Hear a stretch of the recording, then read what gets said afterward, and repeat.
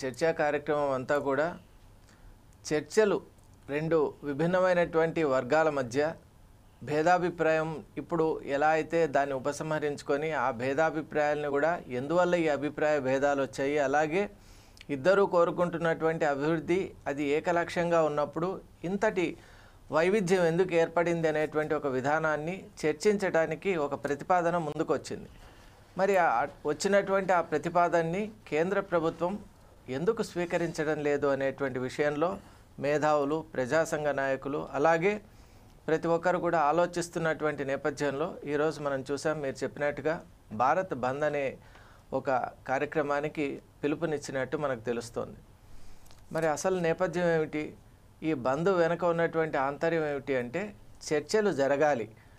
Cease fire అనేటువంటిది ఏదైతే operation Kagar అనేది ఈరోజు దేశ విదేశాల్లో కూడా ఒక చాలా పెద్ద సంచలనంగా మారినటువంటి ఒక సందర్భంలో ఆపరేషన్ కగార్ యొక్క లక్ష్యం ఏంటి, నిజంగా నక్సలిజం కానీ మావోయిజం కానీ ఈ విధమైనటువంటి ఆపరేషన్ ద్వారా నిర్మూలింపబడుతుందా, లేక శాంతి చర్చల ద్వారా ఎప్పుడైతే పరివర్తన కనుక కలిగినట్లయితే అందరం ఒక సంయుక్తమైనటువంటి విధి విధానాలతో కనుక మనం అందరూ ముందుకు పోయినట్లయితే అంతర్గత సమస్య ఇది మనం అందరూ గుర్తుపెట్టుకోవాలి. ఇక్కడున్న మేధావులందరూ కూడా ఈరోజు చర్చలో ఉన్నారు కాబట్టి అంతర్గత సమస్యలు ఎప్పుడూ కూడా సమన్వయమైనటువంటి వాతావరణంలో శాంతి ప్రక్రియతోనే అవి ముందుకు వెళ్ళటం ద్వారా అందరికీ, ఇరు వర్గాలకు, అలాగే ముఖ్యంగా ప్రజానీకానికి కూడా మంచిదని భావిస్తున్నటువంటి నేపథ్యంలో అసలు ఈ చర్చలు ఎందుకు జరపడం లేదనేటువంటి విషయంలో కూడా భిన్నాభిప్రాయాలు వస్తున్నాయి. అందువల్ల ఈనాటి చర్చా కార్యక్రమంలో మన ప్యానల్లో ఉన్నటువంటి వాళ్ళ ద్వారా మనం విషయాలను అడిగి తెలుసుకుందాం. అలాగే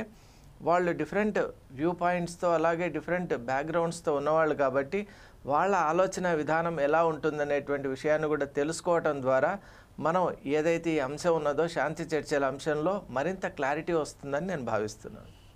thank you very much Sudhakar Sharma గారు. ప్రస్తుతం మనం ఒకసారి గుమ్మని నర్సయ్య గారి దగ్గరికి మరొకసారి వెళ్దాం. నర్సయ్య గారు, నా మాట వినబడుతుందా?